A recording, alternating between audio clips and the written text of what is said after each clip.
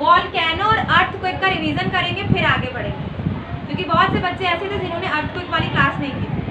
इधर वाले सबने नहीं की थी अर्थक्वेक की क्लास। अर्थक्वेक क्या होता है? अभी कुछ दिन पहले ही आया है। क्या हुआ था? हिल रही थी? क्या हिल रही थी? जमीन हिल रही थी। नहीं, तुम लोग हिल रहे थे। ये जो हिल रही थी अर्थ, हमारी अर्थक्वेक यानी कंपन। अर्थ में क्या हो रहा है? कंपन। हिंदी में सुना है अर्थक्वेक को क्या कहते हैं? भूकंप। तो ये वाले तो समझ गए थे उस दिन भूकंप का क्या मतलब होता है। भू से भूमि, कंप यानी कंपन। तो भूमि में क्या हो रहा है? अर्थ में कंपन होता है। जब कंपन होता है तभी हमें समझ में आ जाता है कि भूकंप आ चुका है। यहाँ तक समझ में आया? अब भूकंप के कुछ टाइप होते हैं। भूकंप के कुछ टाइप होते हैं। कौन कौन से टाइप होते हैं? 3 टाइप्स होते हैं। कौन कौन से? देखो, एक टाइप तो वो होता है जो वॉल्केनो की वजह से आता है। मैंने जब वॉल्केनो पढ़ाया था तो वॉल्केनो में 3 टाइप्स बताए थे कि टाइम के अकॉर्डिंग वॉल्केनो 3 टाइप्स की होती है। एक तो होती है फर्स्ट एक्टिव वॉल्केनो। वो वॉल्केनो होती है जिसमें से हमेशा लावा निकलता रहता है। पहली वॉल्केनो कौन सी हो गई? एक्टिव वॉल्केनो, यानी हिंदी में कहेंगे सक्रिय, ठीक, इंग्लिश में कहेंगे एक्टिव। वो वॉल्केनो जिसमें से लावा हमेशा निकलता रहे। सेकेंड वॉल्केनो हिंदी में क्या कहते हैं? प्रस्तुत, ठीक, यानी अभी तो उसमें से लावा निकल रहा है, वो बंद हो जाए और लेकिन फिर पता नहीं बाद में कब उसमें से लावा निकलेगा ये तय नहीं है। तो सबसे ज्यादा नुकसान किससे होगा? सेकंड वाली से। थर्ड वॉल्केनो कौन सी होती है? या काम, हिंदी वाले बताएं। शांत। थर्ड कौन सी होगी? शांत ज्वालामुखी।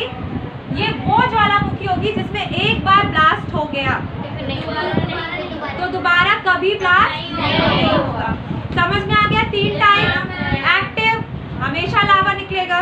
दूसरी, जिसमें से एक बार अगर उसमें ब्लास्ट हो गया, वो बंद हो गई, फिर पता नहीं कब उसमें दोबारा ब्लास्ट हो सकता है। थर्ड टाइप कौन सा होगा? कूल, यानी एक बार उसमें ब्लास्ट हो गया तो नेक्स्ट टाइम कभी भी उसमें कोई ब्लास्ट नहीं होगा। क्रैटर झील किसमें बनती है? फूल या कामन, क्योंकि एक बार उसमें जब बारिश होने लगती है, पानी जमने लगता है और उसमें कभी दोबारा ब्लास्ट होगा नहीं, तो वो क्या बन जाती है? झील बन जाती है। जब मैंने ज्वालामुखी वाला टॉपिक पढ़ाया था आपको, तो बताया था ना, ऊपर जो होल होता है वो क्रैटर बन जाता है।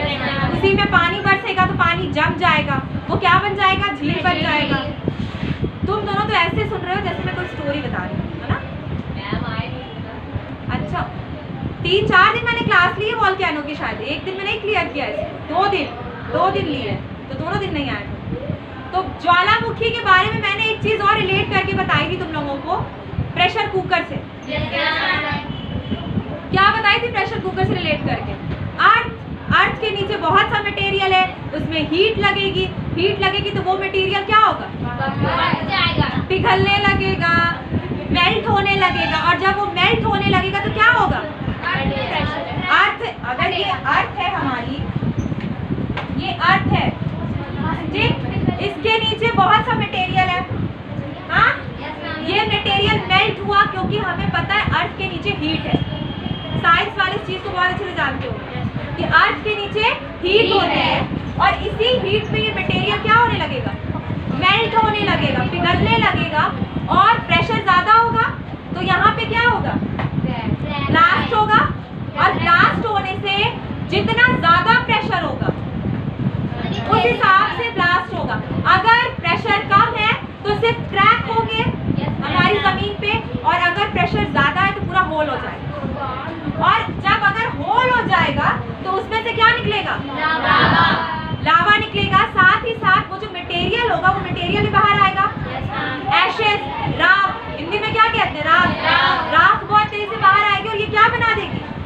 माउंटेन, या एक ऊंचा टीला बना देगी। माउंटेन बना देगी।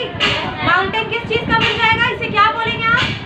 ज्वालामुखी माउंटेन, वॉल्केनिक माउंटेन बोलेंगे। ज्वालामुखी पर्वत और वॉल्केनिक माउंटेन, ये मेरा पूरा बन के तैयार हो जाएगा।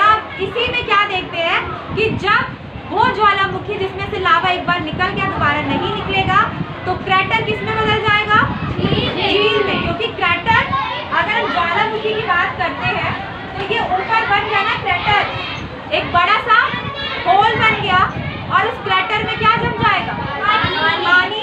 तो क्रैटर किस में कन्वर्ट हो गया? झील में क्रैटर कन्वर्ट हो गया, तो उसका नाम क्या पड़ गया? क्रैटर झील। तो ज्वालामुखी समझ में आ गया? अब अर्थक्वेक पे आ जाते हैं। भूमि में भी क्या हो रहा है? कंपन। भूमि में कंपन। अब देखो कंपन जो हो रहा है भूमि में, तो बता रहे कि 3 वजह से हो रहा है। कितने टाइप्स हैं? 3 टाइप्स है। फर्स्ट टाइप तो वोल्केनिक हो सकता है। देखो जब ये वोल्केनो फटेगा तो आसपास की जमीन में क्या होगा? कंपन होगा, भूकंप आएगा। अब अगर हम बोले कि ये वाली जो ऊपर की हमारी लेयर है, इस लेयर में ब्लास्ट हुआ, जब ब्लास्ट हुआ तो यहाँ पे होल हो गया, लेकिन आसपास की जमीन में क्या होगा? कंपन होगा। हिलेगी जमीन? नहीं हिलेगी, तो उससे भूकंप आएंगे। ये कौन सा भूकंप हो गया? ज्वालामुखी भूकंप। सेकेंड सिचुएशन हम क्या देख सकते हैं? पाताली, यानी पृथ्वी के अर्थ के बहुत नीचे, इसे इतना नापा नहीं जा सकता, इसे एक टाइप बता दिया गया है, लेकिन ये बहुत ज्यादा इंपॉर्टेंट नहीं होता। थर्ड सबसे मेन इंपॉर्टेंट जो अभी परसों आया है, जिसकी वजह से नेपाल में बहुत नुकसान हुआ है, बहुत लोग मरे हैं।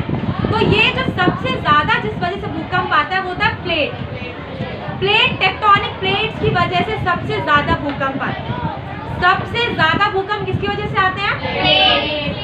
हिंदी वाले प्लेट विवर्तनिकी, इंग्लिश वाले टेक्टोनिक प्लेट्स की वजह से। देखो हमारी अर्थ की जो लेयर है उसके नीचे प्लेट्स है। मैंने बताया था ना 6 मेन प्लेट्स, 20 छोटी और 6 सबसे बड़ी। तो ये चल रही है, तैर रही है, क्योंकि लिक्विड में है। जब ये तैरेंगी तो क्या होंगी? टकराएंगी, चढ़ेंगी एक दूसरे पे। जब ये टकराएंगी या चढ़ेंगी तो ऊपर की लेयर में क्या होगी? हलचल होगी। और सबसे ज्यादा अर्थक्वेक्स इसी की वजह से आते हैं। उम्मुल तुम्हारा दिमाग बाहर लगा।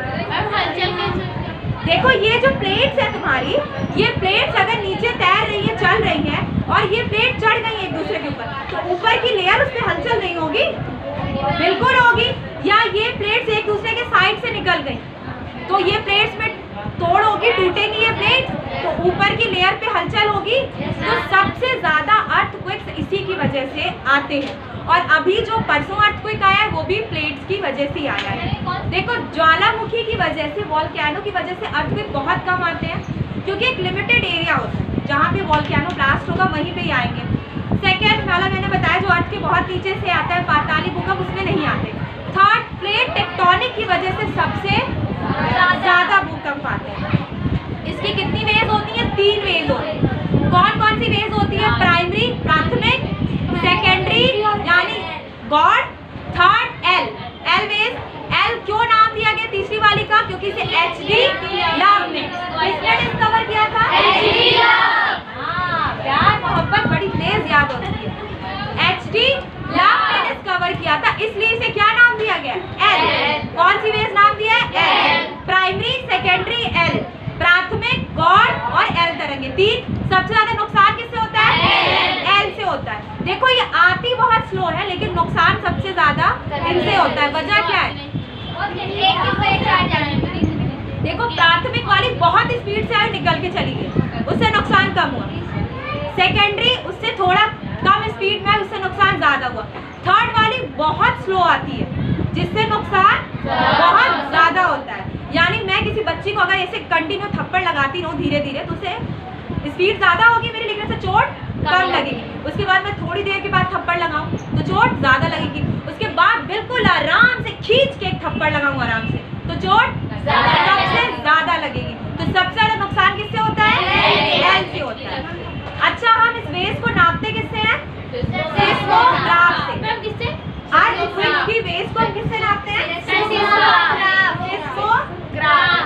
से नापते हैं। अच्छा, कौन सी गैस एक्टिव हो जाती है? रेडॉन नाम की गैस एक्टिव हो जाती है, जिससे काफी आसानी से पता लगाया जा सकता है कि भूकंप आने वाला है। जैसे साइंटिस्ट बता देते ना रेडियो पे या न्यूज पे कि ये एरिया बहुत सेंसिटिव हो चुका है, इमरजेंसी लगा दी जाए, यहाँ से लोगों को खाली करा दिया जाए, क्योंकि यहाँ पे अर्थक्वेक आ सकते। तो उसकी वजह है कि रेडॉन नाम की गैस एक्टिव हो जाती है और उनको पता चल जाता है कि प्लेट में काफी ज्यादा हलचल होगी। समझ में आया? मैंने सेंटर के बारे में बताया था। केंद्र, एक केंद्र धरती के ऊपर होता है, अर्थ के ऊपर होता है एक सेंटर जहां से भूकंप आता है, और एक सेंटर पृथ्वी के अर्थ के नीचे होता है। वेव्स कहाँ से उठती हैं? नीचे से। जो नीचे की, अगर ये अर्थ की लेयर है हमारी और ये मेरा एपी सेंटर है, मेन सेंटर है, और यहाँ से वेव्स उठ रही है, तो ये ऊपर तो सेंटर हमारा हो गई, लेकिन अर्थ के नीचे भी एक सेंटर होता है अर्थक्वेक का, जहाँ पे वो प्लेट हलचल कर रही होती है। समझ में आया यहाँ तक? तो अर्थक्वेक की कितनी वेव्स होती हैं?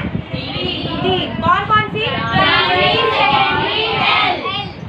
एल तरंग को, एल वेव्स को किसने डिस्कवर किया? किससे नापते हैं? कौन सी गैस एक्टिव होती है? वोल्केनो के टाइप कितने होते हैं? टाइप के अकॉर्डिंग 3 टाइप्स होते हैं। एक्टिव वोल्केनो कौन सा होता है? जिसमें से लावा हमेशा निकलता है। सबसे ज्यादा नुकसान किस वोल्केनो से होता है? सबसे ज्यादा दुनिया में कहाँ वोल्केनो है? इंडोनेशिया। कितने? 121। इंडोनेशिया में 121 वोल्केनो है। पूरी दुनिया में सबसे ज्यादा वोल्केनो कितने? 1350 वोल्केनो पूरी दुनिया में। समझ में आ गया? आपकी क्लास यहाँ पे खत्म। कल हम पढ़ेंगे ज्वार-भाटा, यानी हम जानेंगे कि कैसे चंद्र ग्रहण और सूर्य ग्रहण लगता है।